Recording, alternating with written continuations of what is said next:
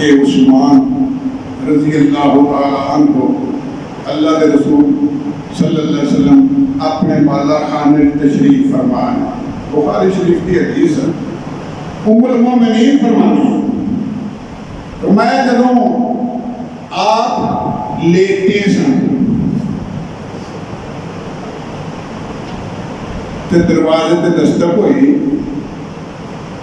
تے دروازہ کھولیا. ابو بکر صدیق آئے.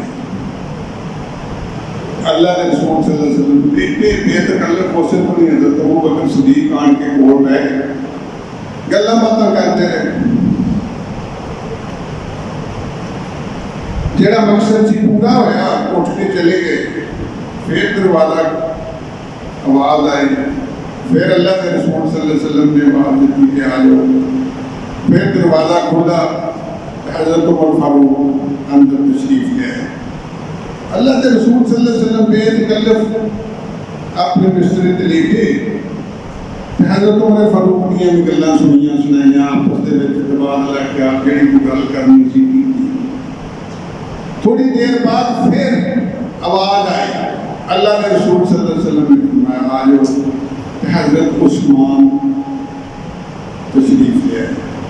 اللہ کے رسول صلی اللہ علیہ وسلم چھیتی نال اٹھ کے بیٹھ گئے.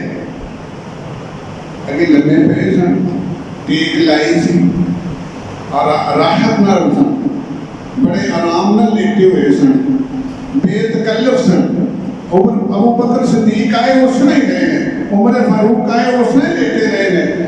جب عثمان رضی اللہ تعالیٰ عنہ کی باری آئی تو اللہ کے رسول صلی اللہ علیہ وسلم اٹھ کے بیٹھ گئے تے اپنا کپڑا جڑا سی اپنی لتاں تے سیدھا کر لیا. حضرت عثمان نال گل بات کیتی تے وقت گزر گیا. حضرت عثمان بھی اٹھ کے چلے گئے. ام المومنین فرماندیاں نے کہ جب چلے گئے تے میں پوچھیا یا رسول اللہ مینوں اس گل کی سمجھ نہیں آئی کہ جب میرے ابا جی آئے ہیں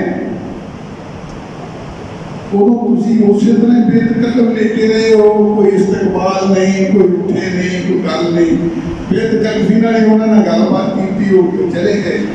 جب عمر فاروق آئے نے ادو بھی اسی طرح تھی بیٹھے رہے. میں حیران ہوئی ہوں کہ جب حضرت عثمان آئے نے پھر تھی چھتی نہ اٹھ کے اپنا شام کے تے کپڑے شپڑے سیدھے کر کے پھر تھی با ادب جس طرح بہ جاتا نا بندہ اس طرح بیٹھے. مینوں اس گل کی سمجھ نہیں آئی.